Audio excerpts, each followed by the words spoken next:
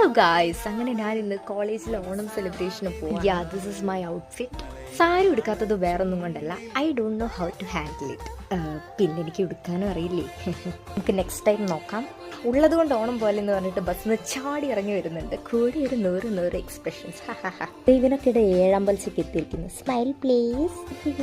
Okay, ഇനി നമുക്ക് കുറച്ച് മസ്കാര ഇട്ട് സുന്ദരിയാവാം.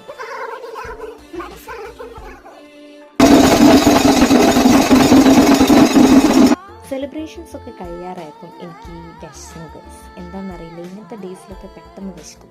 അങ്ങനെ ഫുഡൊക്കെ കഴിച്ച് ടെങ് നടന്നു വന്നപ്പോഴാണ് നമ്മളുടെ പൂച്ച സാറിനെ കണ്ടത്. Then we have some cultural programmes.